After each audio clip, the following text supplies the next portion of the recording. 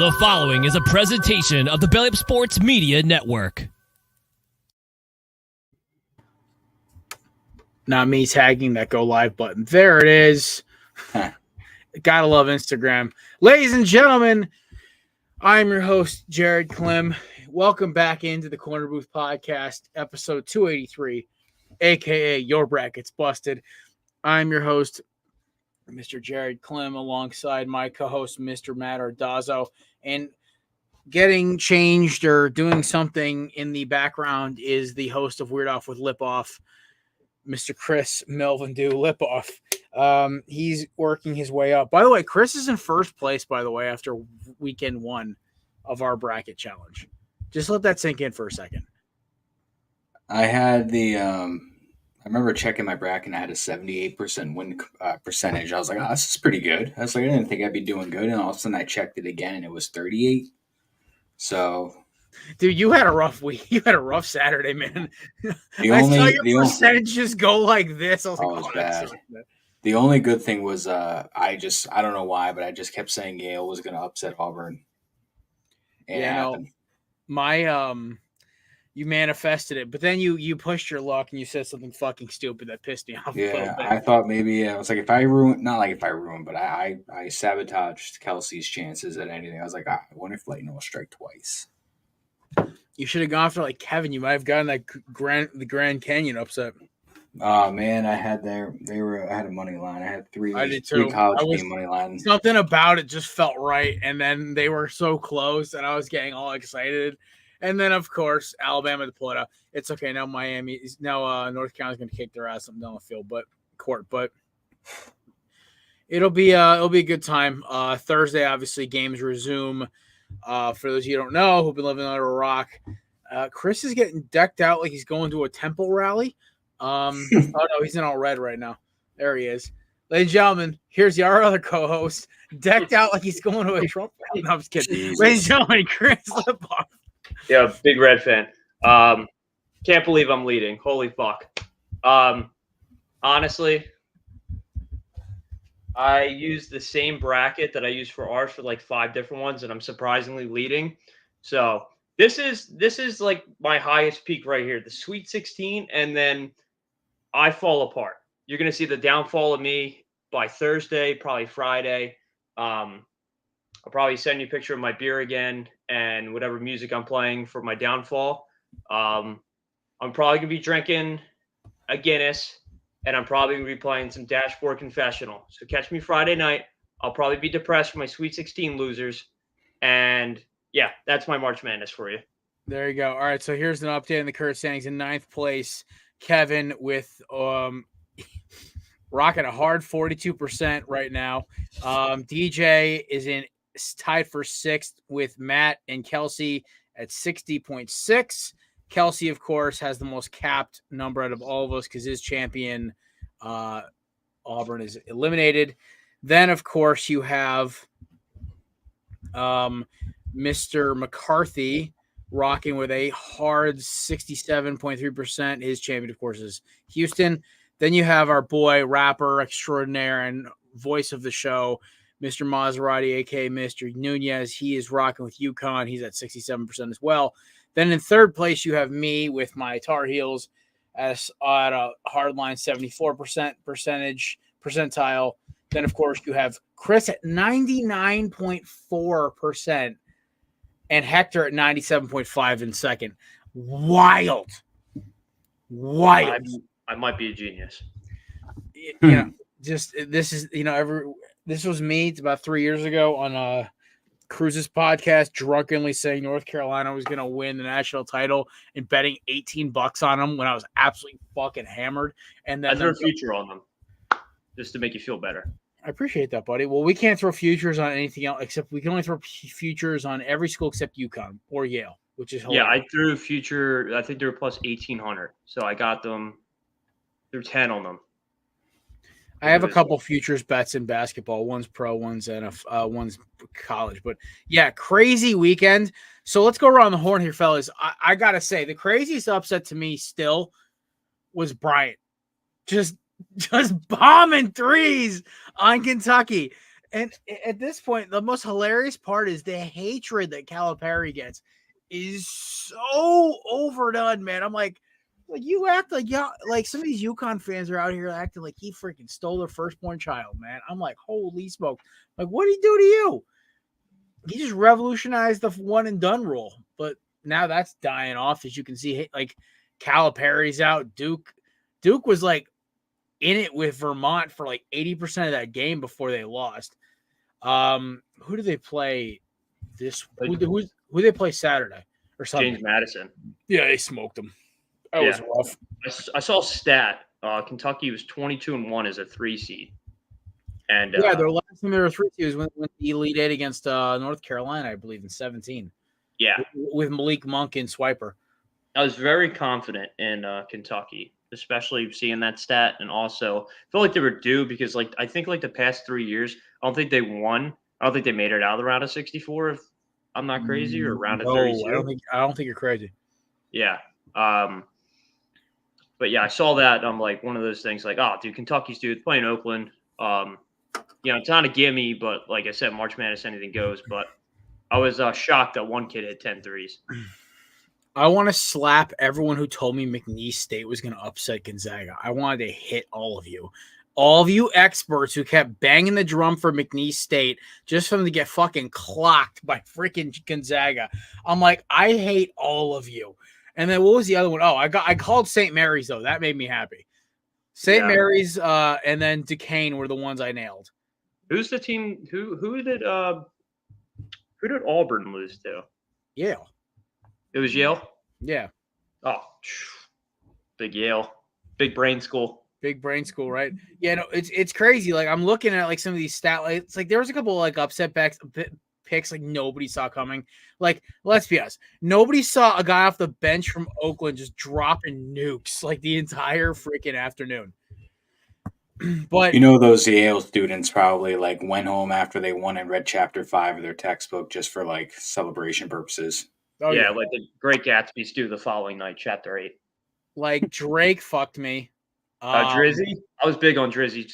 I told Subi, I'm like, yo, if they ever win a national, I took an oath that I wouldn't shave my beard until they won a national championship. Dude, so. I thought Colgate was that school I was going to go on a run. This is why you never did a draft at 4:00 in the morning when you're half awake.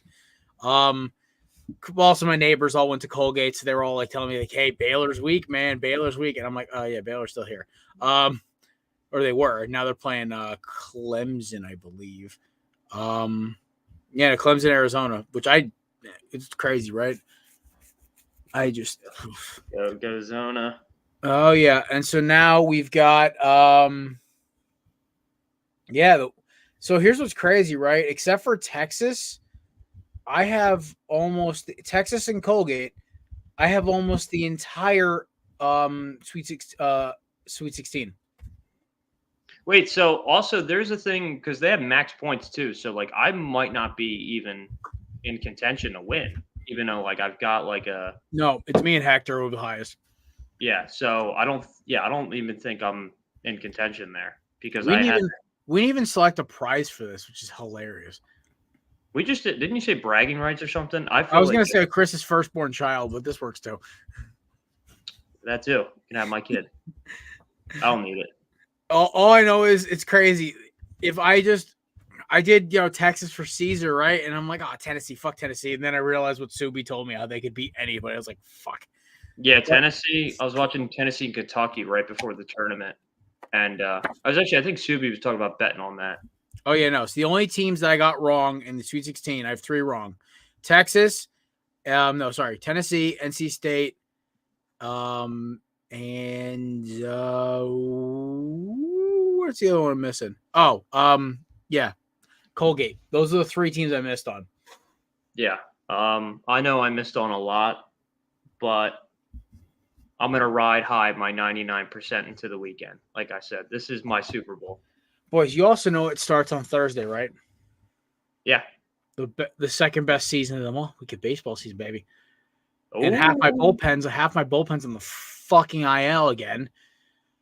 Paul Sewald's out with an oblique strain. I'm like, oh, God damn it. I didn't even want to keep him. I'm like, let's go get a real closer who doesn't give up a moonshot to fucking Corey Seager. At least you're not gambling like the Dodgers. Otani bets. I bet he does. Otani bet. He's my bookie, dude. He does bet. Okay. So for slander and liable purposes, Chris is joking. He's not actually saying Otani. Chris, I will not get sued because you're a jackass. No, no, I don't go to a bookie. But and then Otani doesn't bet. But still, I'll let that joke linger. Something's lingering. Yeah, it's probably me. I farted like 2 minutes ago. Clockwork. Yeah, no, it's just we're gonna talk a little bit. Obviously, Thursday we'll kind of get more into baseball because it'll be the opening day. I figured, what better day to talk way too much baseball than to talk about it on opening day. I'm like, oh, we could do a baseball preview today, and I'm like, nah. We'll be talking quarterbacks. We'll be talking running backs today as well. I'll be making my pretty quiet weekend NFL headlines wise. I'll be making my MLB debut on Saturday, going to Citi Field. Nice. I will not be going to a game until possibly June. I am trying to get tickets for Friday or Saturday. I'm tailgating in CBP on Saturday. So there you go. Well, Chris, did I tell you about the Yankee game I bought tickets for like 5 months in advance? Is it Yankees Red Sox? Well, it is. It turned out to be them, but it's George Costanza bobblehead night on like July. That's 5th. Incredible. And it's a bobblehead of him in his little dress outfit gear, just like swinging like batting practice, like it was on the show with Bernie and Derek. You won the World Series in 6 games. Yeah, took you 6 games. I love it. Yeah, maybe we'll do our corner booth live from PA when we hopefully if we can actually work out logistics to me and Maddie and Jeffrey coming down to Philly to go see Diamondbacks Phillies. Yeah, let me know. Isn't one of them? One of them is Cole Hamels night too. Yeah, let me actually. You know what? Let me check the promotional schedule real quick. Yeah, we could. You know what day is that by chance? It's like the 20 somethings of June, like 22nd, 21st, something like that. But it's that it's whatever that weekend is. Anyway, so and we'll use SeatGeek to get our tickets. SeatGeek is an amazing app where you get tickets in a literally easiest way possible. They also sponsor. Well, actually, no. Technically, Righteous Felon sponsors Chris's penalty box. That's right. SeatGeek sponsors Beat Off with Lip Off. Is it Belly Up 15? Belly Up Sports for $20 off your first initial purchase. Boom. I got to get that promo down. I'll have it down by the end of the week. Well, the problem is what sucks is like I used it accidentally like 3 years ago. And then like I went to go get SeatGeek. I went to recover my account. I was like, oh, I've never used a promo code. Go to plunk it in. It's like, you've used this promo code. I'm like, motherfucker. So we will use the promo for this game. That's a guaranteed lock because it's also, you were right, it's Cole Hamels' retirement night on that Friday, the 21st. So I was thinking maybe we do Saturday just because I know driving is going to be a whore and a half. Or Saturday. I might go to both games, honestly. I even might go to both games. I'm just saying for the Saturday, it might be easier for me, Matt, and Jeff to get down there. But there's a post-game concert that day. Riley Green. I don't know who that is. Country singer. So any final thoughts on the tournament? Who looked the most dominant? Who looked a little sloppy? Who looked a little slappy?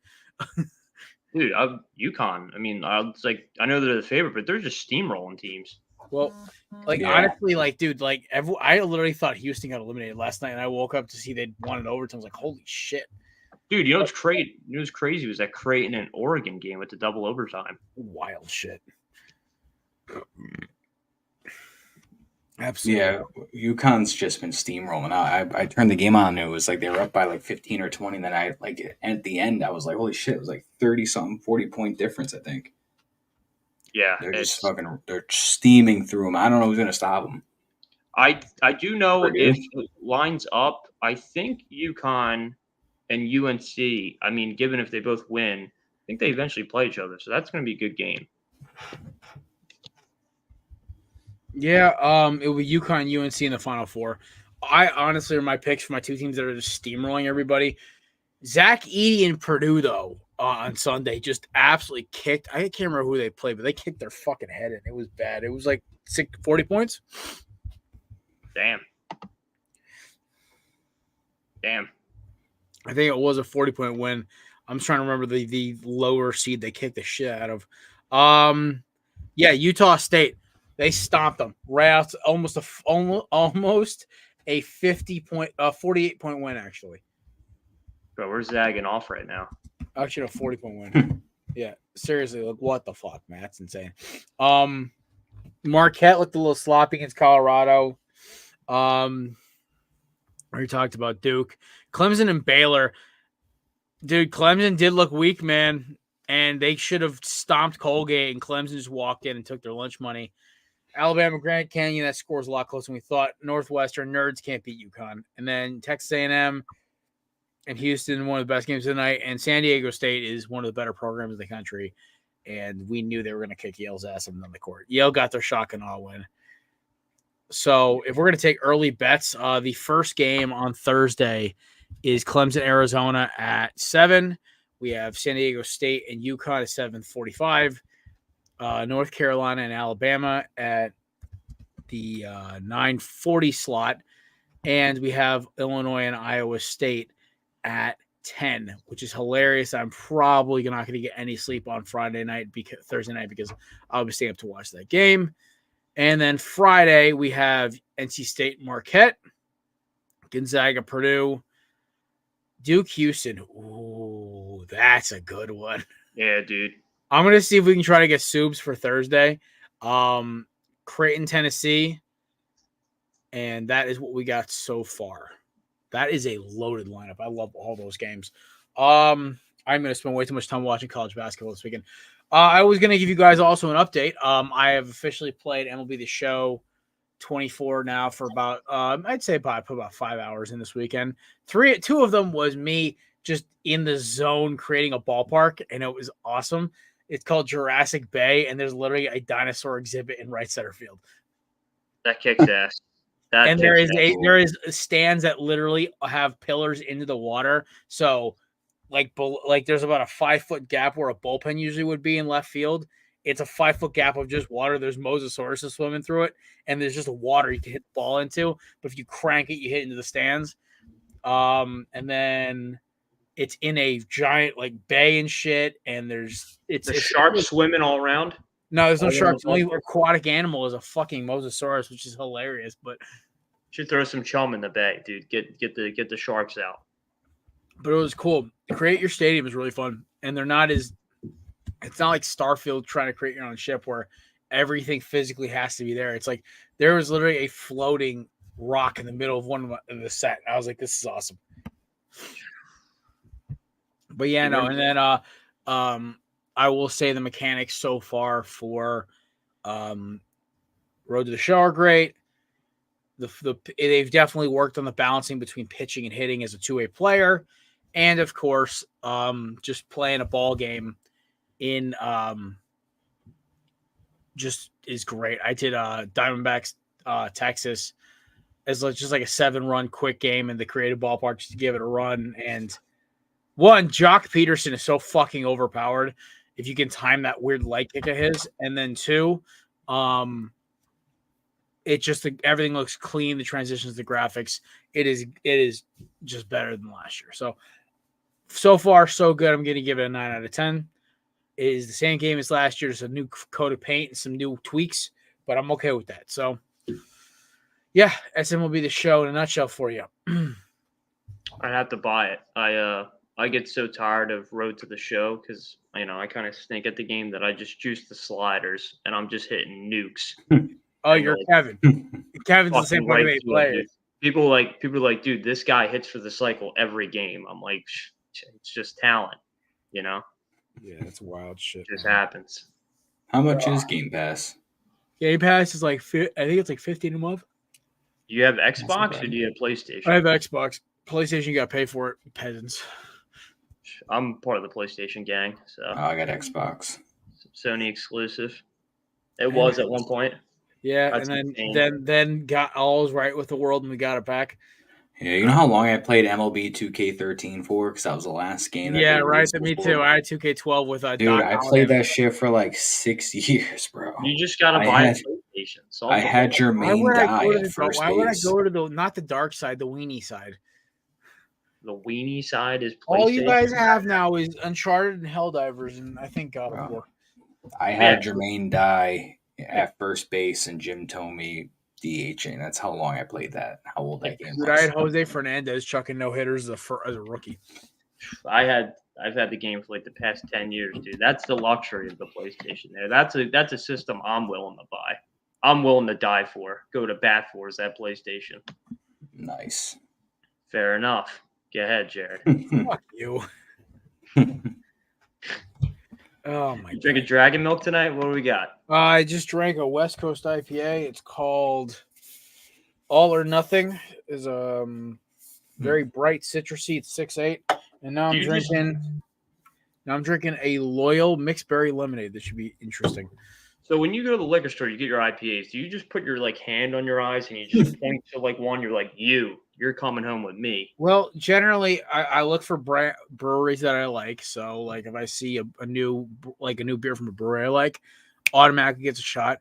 And then if I gauge how expensive it is by how much alcohol it has in it. Like, you will never see me buy a 5% ABV IPA that's more than $11 a 4-pack. That's insane to me. I would love to like just come up with my own custom IPA I can give you. I'll probably call it like the Climmy or something. A double dry hop, double IPA with like 15 different types of hops in it. Yeah, like caramel finish. Yeah, Jared would be cross-eyed after drinking that. Most heaviest ABV IPA I ever drank was 24%. Jesus. Big Kobe. One of those and a Coors Banquet actually legit knocked me out. I was exhausted. I was sloppy drunk. For me, it's Four Loko. Yeah. Worst, highest and worst, never again. What two of them? I had two of them back to back one time. Oh, that's 8 logos. Dude, it was really bad. They're tall boys. I've never been so hungover before in my life. Like I did it again, and I was like, I'm going to do an experiment. I drank a liter of water, had a Four Loko, then drank another liter of water, and I was okay. So I'm like, I had to consume a half gallon of water just to not be hungover from this one Four Loko. Honestly, I think the trick for me, I can't wait for the summer when I get drunk, and then the next morning I decide to mow the lawn, sweat out all the alcohol, and I can go back to the bar again. Nice. Oh, man. It's the best. I can't wait for the summer because we start doing summer cigars outside. And this year it's even more pertinent. Cigars for Caesar every Thursday. This actually was something that we did back about 2 years ago when he was still with us. And because he brought a cigar out on Craft Brew and he didn't smoke it. So I DM'd him like, bro, listen, I will smoke a cigar for you every Thursday because of that. So for literally the entire first summer Matt was here, I did nothing but smoke cigars. It was great. You're like Tony Montana, Scarface. Matt has also known me for about 10 years, and I've been smoking cigars for about 11. So you've been smoking cigars since you were 11?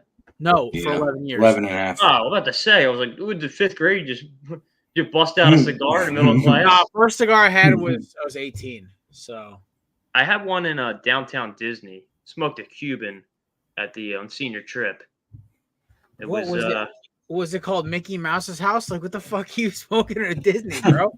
I don't know, dude. It was downtown Disney. They sell some cigars. So a couple of the boys had a couple cigars and just walking around, having a good time, enjoying the scenery.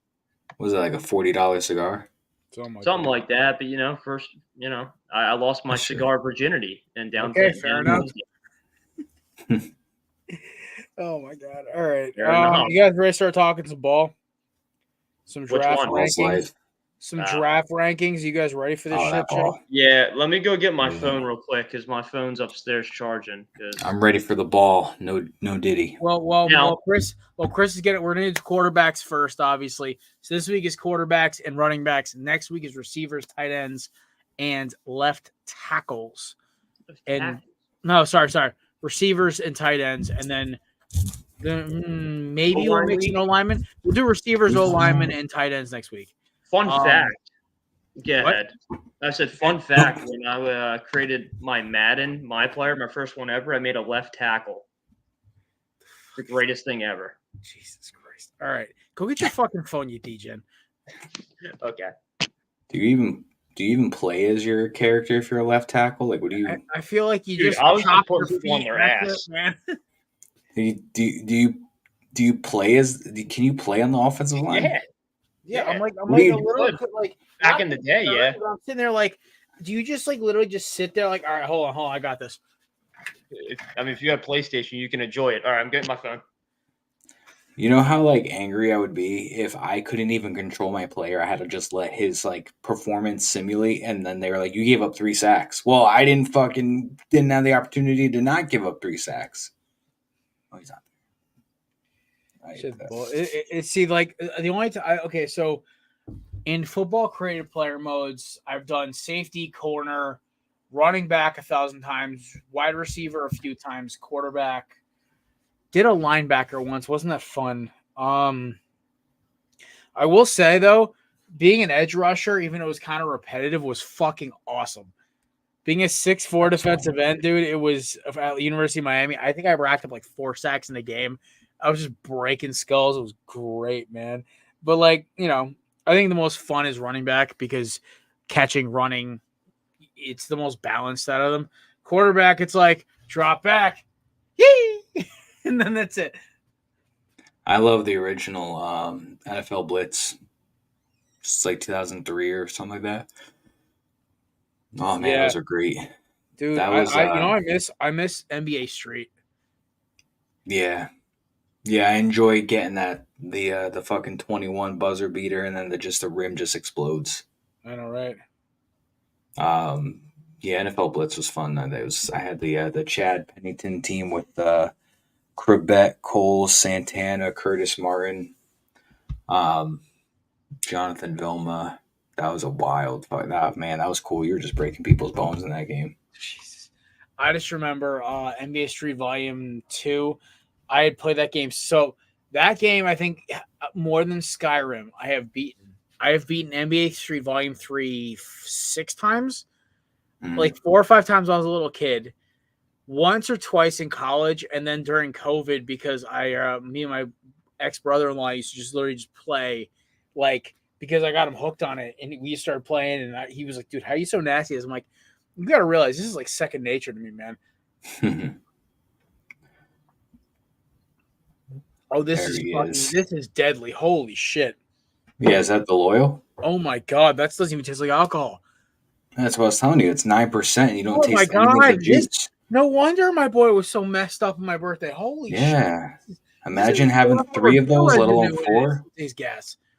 Is that the same Loyal lemonade, dude? It's like, this is strong, bro. Like, holy fuck.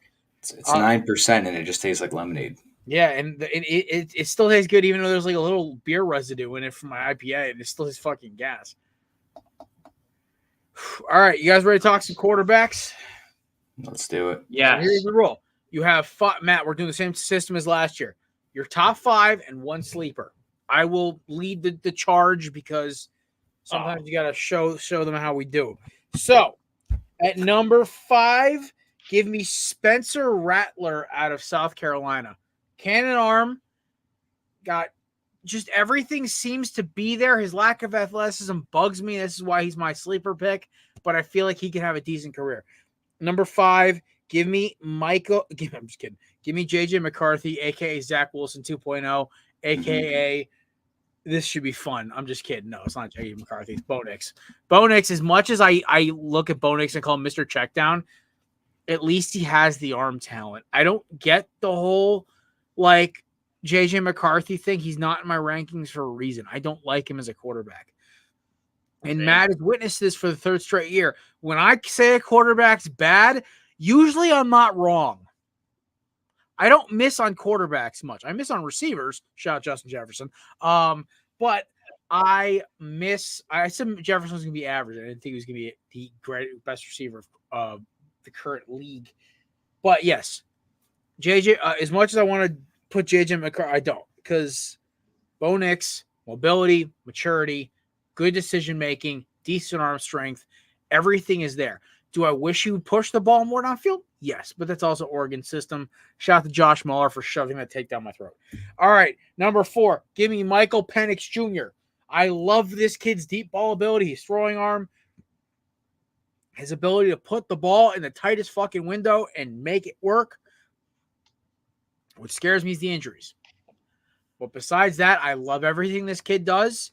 I love the fact that he has been through adversity. I love the fact that he battled back against Michigan and honestly kept the game a lot closer than it really was. So, number 3, give me Drake May. He fell from 1 to 3 in my rankings. He did not throw much. Now, here's the thing. I have all 3 of these quarterbacks doing a truffle shuffle, okay? It's 1A, 1B, 1C. May is currently last in this list because I have not seen him anything to put him ahead of Williams or Daniels. And that's the thing that bothers me. I think Drake May is the best, has the highest ceiling out of all, has the most realistic ceiling out of all these guys. Accuracy, arm talent, but his biggest problem, I said this multiple times, against Miami, we saw it literally. Leonard Taylor in the Miami pass rush was getting right up the A gap, and he was flush out of the pocket. And until they settled down and started getting Quez Walker the ball, that game was going Miami's way. It was ugly, it was nasty, and they were losing. Number 2, give me Caleb Williams.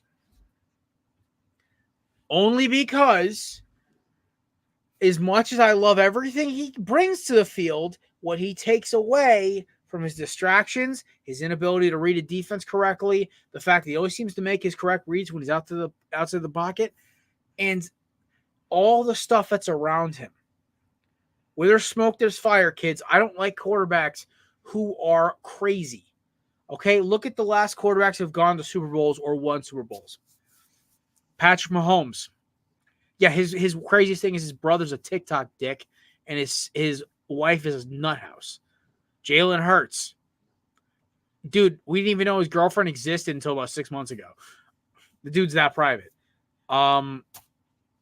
Shit. Brock Purdy. He's a farmer. Okay? I can keep going down the list. Matthew Stafford. His wife talks more than he does. Joe Burrow. He's Joe Shiesty. As much as he's all about the swag and stuff, he's a gamer. Brady. Same thing. Mahomes again. Jimmy G. Honestly, pretty quiet. Not a lot of distractions until he got to the Vegas Raiders. I can keep going down the list. We're getting down to the fact we're not like Matt Ryan versus Brady before you even start seeing anybody who's even crazy. I will reiterate. Your quarterbacks are not distraction makers. They're distraction relievers. And that's what bugs me about Caleb Williams. It is not his on-field talent. The kid's got a fucking cannon and he can run. He has no fear and he plays aggressively. But I do not like everything else on the field. And when you ignore that, and I'm not saying he's going to be the same thing, you get Johnny Manziel. Number 1 is Jaden Daniels. I love Jaden Daniels for 4 fucking reasons. 1, he's accurate. 2, he's aggressive running the football. 3, he's aggressive throwing the football. And 4, he does not care. He just wants to win. His one drawback is his arm strength is about a B+ at best. It's somewhere between Jalen Hurts meets. He's in that Jalen Hurts, Kirk Cousins range where he's got a good arm, but he's not going to blow it past the secondary at 70 yards. And he also needs to learn how to fucking slide. But besides that, I don't see much problem with him as a quarterback. And the fact that he came back from being basically kicked out of a shitbox program like Arizona State to win a damn Heisman, I love seeing stories like that. So Jaden Daniels, my number 1. Who wants to go next? Oh, there he is. Chrissy Money, give me your sleeper and then give me your 5. Dude, I didn't know we were doing sleepers, but just pick one that you didn't put in your actual thing. We'll do that one. I guess Spencer Rattler will be my sleeper. Oh, jumping on the bandwagon. Jeez. I don't know. I just named the guy. I have no idea. Number 5, I have Drizzy May. Drizzy. Wow. Yeah, dude. Nice. I don't know, dude. UNC Explain your work. QBs. Hey, UNC, dude. Honestly, you know what I did here? I literally just wrote down their touchdowns and the interceptions and just went by that. I don't know shit about college football. No, you know what the thing is, Chris, and there's actually some truth to what you're saying. Yeah, Drake May was in the worst conference out of all 5 of these guys in the top 5. I don't know, dude. The one thing I think of is like when Daniel Jones went to like Duke, and like I just like when he got drafted, you know, he had a lot of high aspirations. It was a rough QB year, but I see your point. And the other thing is, he played shit competition all year. The 3 best defenses he played were Florida State, Miami, and NC State. That's it. Boom. Number 4, I got Bo Nix. I know you call him the check down guy. He might be. Sometimes check downs win football games. Who knows? You know? Number 3, I got Michael Appendix.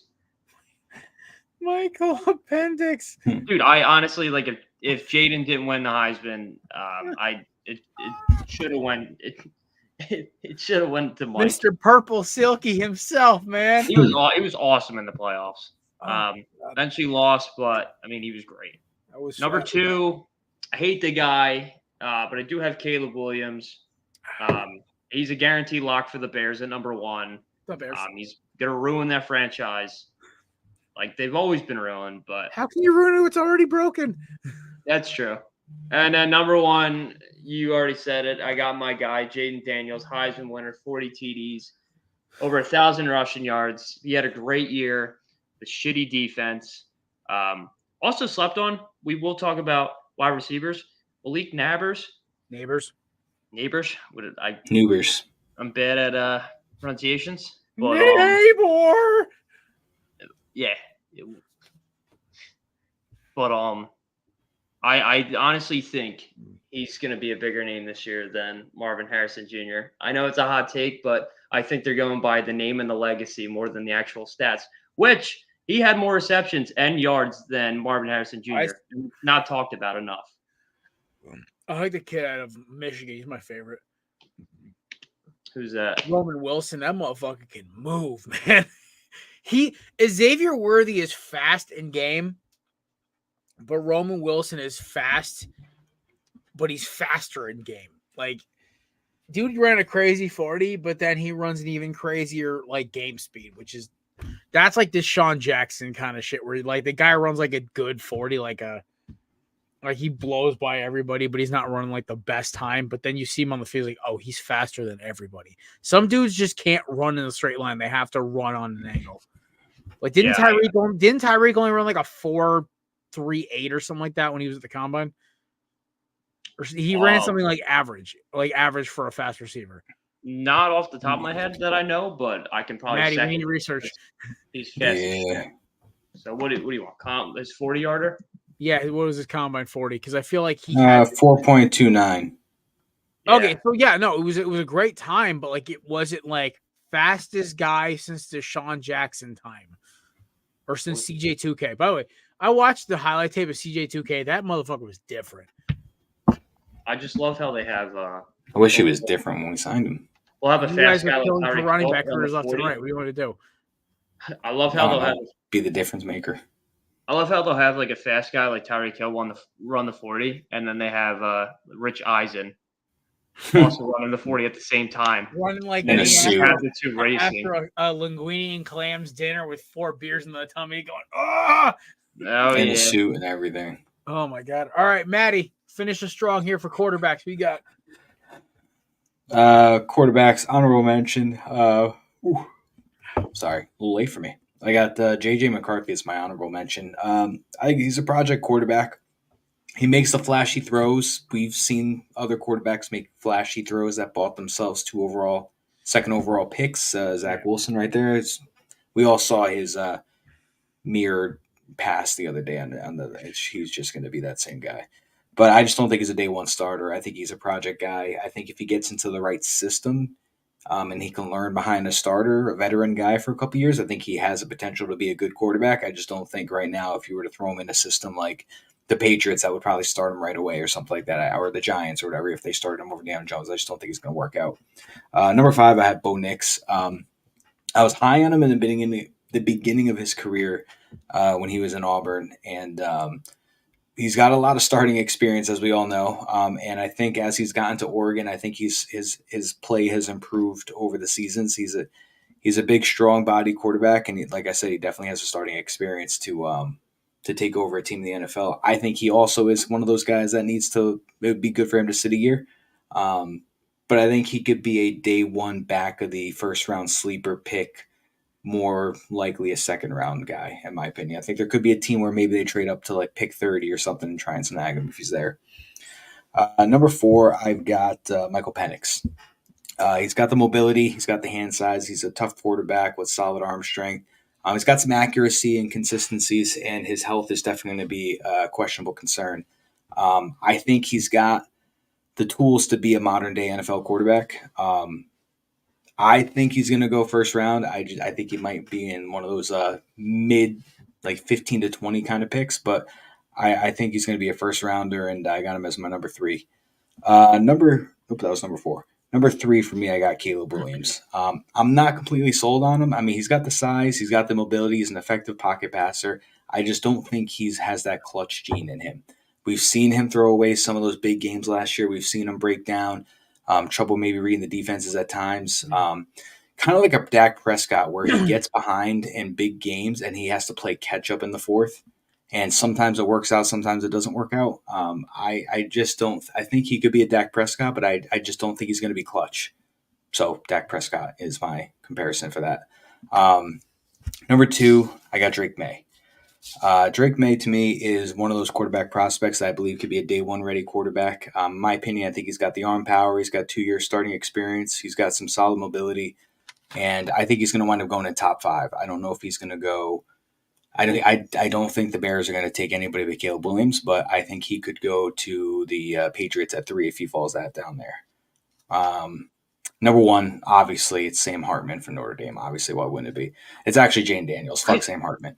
It's not. It's my boy. I was looking up before. Sam Hartman ain't even fucking ranked, bro. Nah, I got Jay Shiesty 2.0, the second coming of Joey Burr from the Go Tigers Bayou. Jaden Daniels, to me, is the most exciting prospect. He's a Heisman winner. He's got great football intelligence. He can read the field well. He's mobile. He's got improved footwork. He's got great speed. In my opinion, I think he's the glorified modern-day prototype NFL quarterback. And all the teams nowadays love the guy that can throw and run at the same time. And he's not just a standard pocket passer guy. He has the ability to move around. He can make plays with his feet. He can make plays with his arms. I agree with your arm strength comparison. I think it's a B+ at best. But I think he could be like a Jalen Hurts, Lamar Jackson kind of quarterback, where he could just make the plays with his feet or with his arm, keep them in the game. I think he's going to be very good in the league. I got him as my number 1. I think he's going to go top 2. I'm with it. All right. Running backs, we're going to do this a little quicker because obviously, I've watched about maybe 70% of these guys play this year. I got to watch Frank Gore Sr. actually Junior twice this year, which actually was kind of cool. So he's in my top 5 as well. My sleeper is out of the University of Texas. That's Saquon's backup, Mr. Brooks. Jonathan Brooks to be exact. I love everything this kid does on tape, and it's really hilarious that because of how great Quinn Ewers in that passing attack was, he was almost overshadowed in this offense this year. But over 10 touchdowns, 1,100 yards rushing in just 11 games. That's crazy to me. Like, he's averaging over 100 yards and a ton a game. That's nuts. I'll take that every day of the week. He did suffer an ACL tear in November, which means this is why he's my sleeper pick. But I love his explosiveness. I love the way he just runs his ball carrier, everything from his ball carrier vision to his good contact balance. Everything looks right. He's that kind of running back where I could just kind of see him just kind of busting through the hole and just really wreaking havoc, get a couple extra yards. Number 5 for me is actually going to be Blake Corum out of Michigan. I'm not the biggest Blake Corum guy. I like the Donovan Wilson, right? That's the other running back out of Michigan, the one's coming out next year. Yeah, I believe so. I'm a bigger fan of Donovan Wilson. I like his game better. I think he's a better straight ahead runner. Wilson looks more pro ready. Blake Corum to me kind of reminds me of a little Corey Clement, where he's shifty, great at catching the ball in the backfield, has enough straight ahead burst to beat you, but he's not going to run past your straight ahead speed. I think the fact this dude wins the national title twice in a row, or went to the college football playoff 3 years in a row, he's kind of got this whole like aura about him. Corum is my number 5 because I don't like the physical aspects. I love everything intangible this kid has. Number 4, give me Frank Gore Jr. I love everything about this kid. His ball carrier vision, his ability to get downhill in a hurry, and the fact not only is his daddy one of the most productive runners of all time, I watched this dude against one of the better run defenses in the ACC multiple times get 5, 6, 7 yard first downs, and it wasn't because of his old lineman. He was fighting for yardage. At 3, give me Jalen Wright out of Tennessee. Everyone's talking about Alvin Kamara. Nah. That's just the dreads. This dude is explosive. You want to talk about?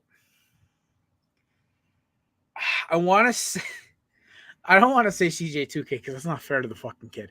But this kid, we're talking 4.4 plus speed, absolutely like a rocket out of a cannon when he gets in the open field. And this, I would almost say a little Jahmyr Gibbs-esque, the way he can just, once he hits the open field, good luck catching him. Number 3, give me, wait, no, that was number 3. Sorry, number 2, give me the white boy. Give me Will Shipley. I like Will because I had to watch Will for the past 3 years play against my Hurricanes, and he was the one player on Clemson where I actually kind of feared this dude. He runs hard. He's versatile. He's a good pass catcher. He's a good returner. He's shifty. Maddie, what did Will Shipley run for a 40? I feel like it was actually something decent. Let me find that out. I think he ran like a 4. I heard a rumor ran a 4.4, but either way, he 4.35 and a 4.38. That's insane to me. Just quick, my favorite part about him was when you saw him round a corner. You know, it looks like some running backs like Derrick Henry or even like Miles Sanders takes him a second to hit top speed. Shipley, it's in the third step. He's already at top speed. He's already shifted the gas. He's going. He's Shipley. Yeah. Hey, listen, just like his pops, man. He's quick. And number 1, this is no fucking doubter. It's Trey Benson. The guy is big, strong, fast, agile. Played behind an okay Florida State offensive line. Still ran for a shit ton of yardage. And a 4.39 40. His size, it's a bookend. He is this year's shit. Matt, who's the running back for your Jets right now? Breece Hall. Sorry, I was about to say Bryce Hall, and like that's not right. Breece Hall. He is this year's Breece Hall. Big, strong, fast, athletic. He's the first running back off the board. I don't think he makes out of the first round. He is this year's Breece Hall as Trey Benson. What you guys got? You want to go first? You want me to go, Chris? I'll shoot real quick. Nice. Like I said, just shooting. You go, Mario. From the head here. Woohoo! It's a me. Number 5, I got Trey Benson from Florida State. 14 TDs. See you, Jared. Number 4, Bucky Irving, Oregon. Bucks. Okay, I actually do like Buck Irving, so I'm not going to hate on that pick. But Trey at 5? Chris, come on, man. Dude, like I said, I don't know jack shit about college football. He's just stacking stats, which is what I love about this. Blake Corum, I got number 3. Okay. Okay, number 2, I have Jalen Wright. I don't hate that one either. And number 1, I got Jonathan Brooks out of Texas. Nice. I don't hate that either. I mean, I won't put him number 1, but I like Jonathan First year with these rankings, dude. Wait till we get to O lineman, dude. I'm gonna have some names. O lineman's gonna be like a summary. We're gonna be like, who's a standout? because everyone knows like Joe Alt's like the number one guy, but then there's like, all right, who's the other ones? And then like, there's that tackle out of Alabama. Which one? Everyone. All right, that was our really poor attempt at ranking. Maddie's going to clean us up here, and then we're going to kind of preview for our Thursday show. Maddie, two running backs. For a little bit of a difference in the honorable mention, I actually have Braylon Allen. He's a big running back. He's 6'1", 235 pounds. He's got 26 reps on the bench press. This man is going to be like a LeGarrette Blount running at you. He is going to just power through you, take you down. He is physical. He's big. The issue with him being a larger, bigger power back kind of running back is that he lacks burst with his size and everything. He's 20 years old, though. He's very young. I think he is going to be a day 3 pick, but I'm excited to see what he might do in the league. So I got him as a little sleeper honorable mention. Number 5. I've got Bucky Irving. He's a small, speedy, light running back. He's not a big guy at all. Typical Oregon running back. Yeah, typical Oregon running back. But the one thing that sticks out to me is that he's got 1 fumble over 486 career carries. Damn! Maddie with the GOAT stat right there. I love it. So listen. He's not a flashy, prospect. You could say he's going to be a day 3 guy in my opinion, but 1 fumble and his 486 career carries. He's got great ball security. No diddy. All right, number 4. I've got Jalen Wright. He's a long touchdown running kind of back. He's explosive. He's a fast runner, and he could be. Could be a catching back. So he's a elusive dual threat kind of a guy. I think he's also going to probably be a day 3 pick as well. Running backs are going to go later in this draft. But I got him at number 4. Number 3, I've got Jonathan Brooks. I think he's an NFL caliber, ready to go day 1 running back. He's got solid speed and acceleration. He's got good hands. He's also fresh off his ACL, so I think once he recovers and gets back from that, I think he's going to be a solid running back in this league. Number 2, I got Trey Benson. He is a big running back. He's 6 feet 213. He's capable to be a dual run catch power back. And I got him at number 2. He's listed as a lot of them as one of the best in the prospects right now. I got him at. I think he's going to be a day 2 pick. My guy right here, Blake Corum. Numero uno, Motor City Blake Corum. Explosive power muscle back, physical runner, productive runner. He's got the injury concerns, but I think if he's healthy, I think he's going to be one of the better draft prospects in this league next year. So I'm excited for him. I've been watching him for the last couple of seasons. I'm ready to see him in the NFL. Fair enough. All right. Fair enough. I just say one more time there, Chrissy. Let's go. Chris, this weekend I actually am going to, because I actually don't have much planned this weekend. I'm going to recover our bonfire account and give you access. Now, if the first shirt isn't an Eagles green T-shirt with the Korner Booth logo saying "Fair enough" on the background in quotes, I'm going to riot. All right, yeah. Let me. I told you we're shopping. I'm Clem. No, it's no. Listen, yes. Listen, my last name is a great thing. Technically, it's actually a shortened version of the last name. So Clem isn't actually really my last name if you want to go by Ellis Island standards. Is it Kleminski? Klemkevowitz. Who, what? Holy fuck, that's awesome.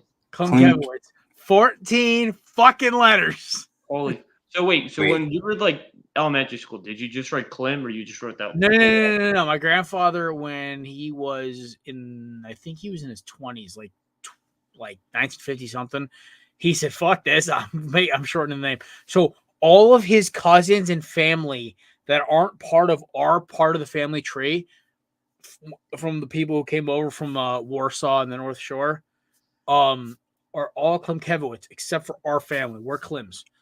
It's crazy. It's wild, man. So I feel like I got a birthday check once from one of my dad's cousins who used to be really close to us, and it said Peter Klemkevowitz.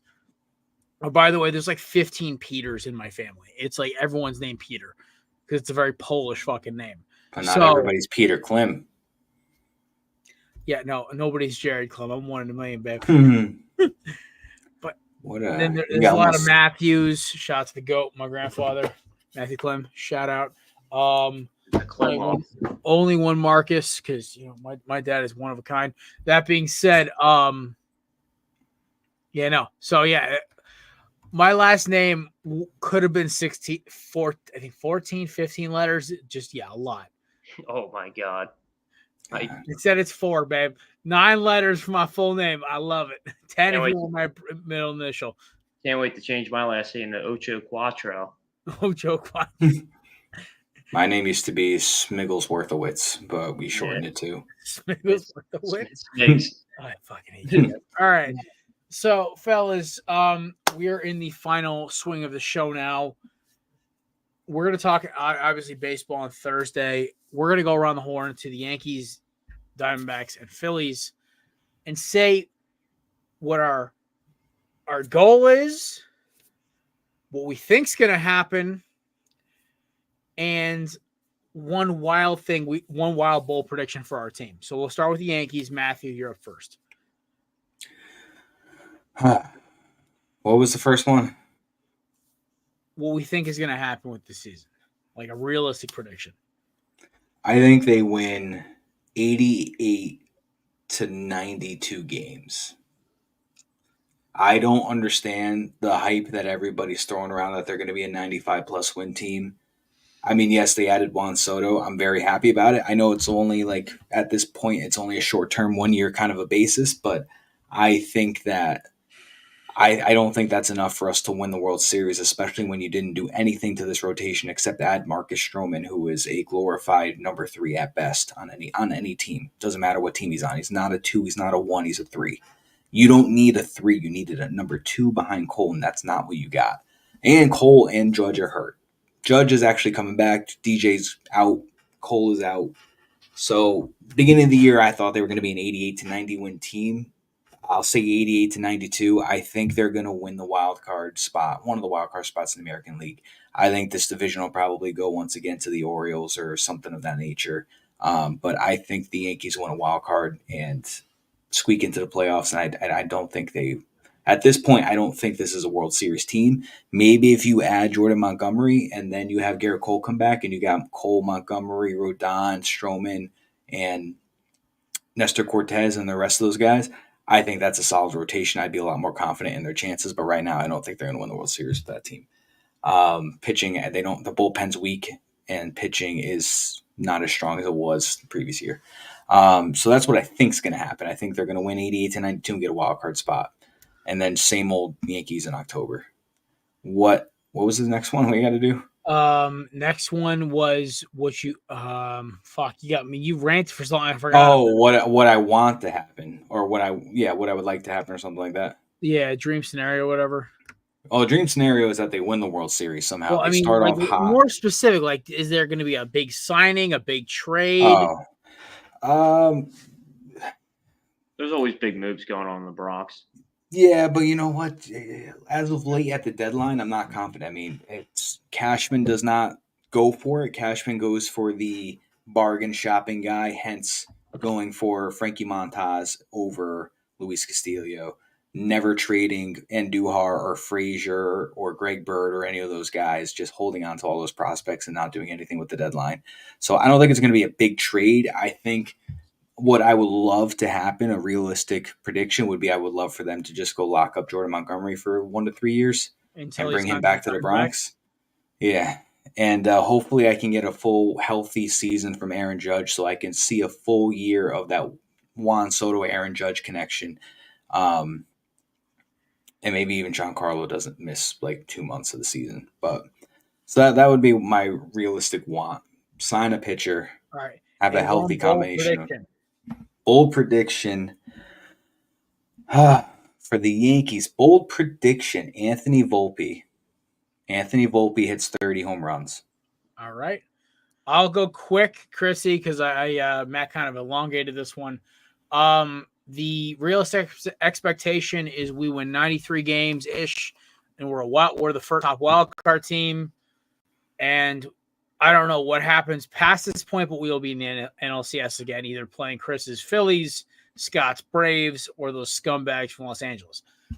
What I want is us getting back to the World Series, obviously. But one thing I would love to see is us getting a real closer. Our bullpen is fucking disgusting. Gankle and Thompson were unhittable in the playoffs. And then we have a limpless noodle like Paul Sewall give up fucking nukes to Corey Seager. Let's go get us a real fucking closer. My bold prediction is the Diamondbacks will have 4 guys hit over 25 jacks this year. They're going to be Jock Peterson, Eugenio Suarez. 5 guys hit over 30 home runs. 25 home runs, sorry. You have Gurriel Jr., Suarez, Jock Peterson, Walker, and Carroll all hit over 25 jacks this year. Also, and Corbin Carroll will probably be the first 30-30 guy in the Diamondbacks history. So there you go. Chrissy, finish the strong, babe.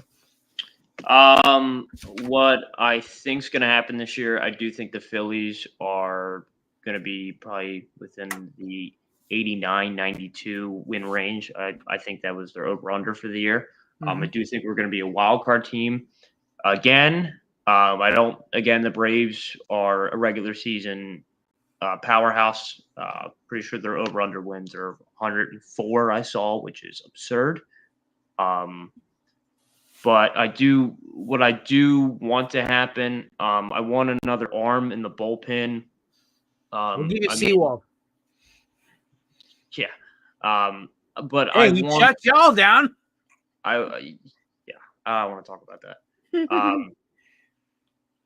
But I do want Jordan Montgomery. I know that's been the name going around. I know John Middleton. I know Dombrowski has been known to, paying top dollar for some guys. So, I hope we get him. If not, I'm sure that there's going to be options at the deadline whenever our weakness is. What I think is going to surprise a lot of people this year, I think Alec Boehm's going to hit maybe a little over 25 plus home runs this year. I think he's going to surprise some people. He had, I think, 20 or 21 last year with 97 ribbies. But besides that, hopefully we get to October again. We can make some noise because, again, CBP, and I'll say this again, CBP is the greatest playoff atmosphere in all of baseball. Listen, I got to thank the Phillies because, Chase Field sucks until playoff time. It is one of the worst environments, crowd noise-wise, until playoff time. September through October, Chase Field rocks because Diamondbacks fans are the worst. They won't show up until they're like me with Pittsburgh Penguins hockey. They don't care until the playoffs. But I'll give you this. Citizens Bank Park is fucking lit. I cannot wait to go to a game there this year, even if we're the team that knocked them out of the playoffs last year. Anyway, little quote to send y'all off on. Pete Rose was quoted today saying, I should have had an interpreter. I would have gotten off scot-free. That'll send us off tonight, folks. Ladies and gentlemen, this is the Korner Booth Podcast. I am your host. By the way, I took that from B&R Dugout, so don't sue me. Ladies and gentlemen, I am your host, Jared Klim. This has been the Korner Booth Podcast. Shout out to our amazing sponsors, Righteous Felon, promo code Belly Up Sports for 15% off. Check out our amazing friends at Cannabis.com. Promo code Belly Up 20% off your purchase. I call Rakan. SeatGeek promo code Belly Up Sports for $20 off your first initial purchase. And Mahler Bros. Belly Up 15 is the code for $15 off your purchase at checkout. Ladies and gentlemen, we'll be back Thursday for MLB preview, Elite 8 and Sweet 16 preview, and just more general drinking shenanigans. That being said, I am Jared. That's Chris. That's Matthew. That's Ghost. We will see you guys on Thursday. Deuces.